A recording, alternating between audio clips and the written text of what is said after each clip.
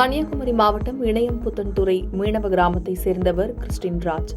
இவர் மீன்பிடி தொழில் செய்து வருகிறார். இவரது மனைவி வசந்தி. இவர்களுக்கு 2 மகன் மற்றும் ரிஷாசேனி என்ற மகளும் உள்ளார். இந்த நிலையில் கடந்த 3 மாதங்களுக்கு முன் இணையம்புத்தன்துறையை சேர்ந்த பர்ஜன் என்பவர் ரிஷாசேனியை வீட்டாரின் சம்மதமில்லாமல் காதலித்து பதிவு திருமணம் செய்துள்ளார்.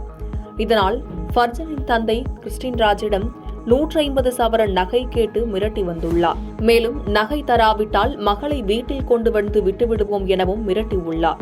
இந்த நிலையில் வழக்கம் போல கிறிஸ்டின் ராஜ் வீட்டின் வராண்டாவில் தூங்கிக் கொண்டிருந்த நேரத்தில் 12 மணியளவில் சத்தம் கேட்கவே வசந்தி சென்று பார்த்தபோது கணவர் நிர்வாணமாக அசைவின்றி கிடந்துள்ளார். அந்த நேரத்தில் இருட்டில் சிலர் ஓடுவதைப் போல தெரிந்துள்ளது.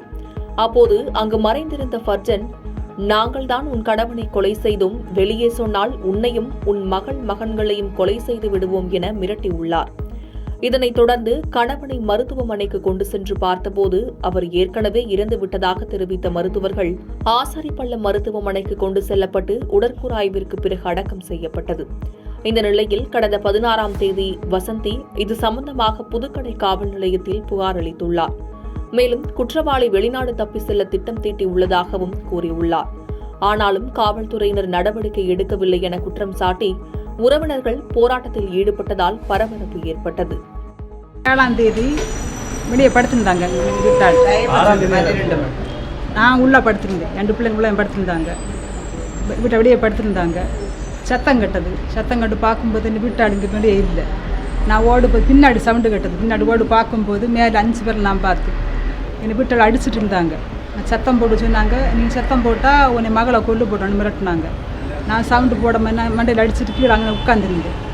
அவங்க என்னை புதுசனை அவங்களை அடிச்சுட்டு தூக்கு கொண்டு தலைவாசலை கொண்டு போட்டுட்டு போனாங்க. நான் பார்த்தது அது 2 பேரை தெரியும் எனக்கு. பாதகம் செய்பவரை கண்டால் நாம் பயங்கொள்ளலாகாது பாப்பா, மோதி மிதித்து விடு பாப்பா, அவர் முகத்தில் உமிழ்ந்து விடு பாப்பா. அண்மை செய்திகளை உடனுக்குடன் தெரிந்து கொள்ள இணைந்திருங்கள் இயம்நாடு.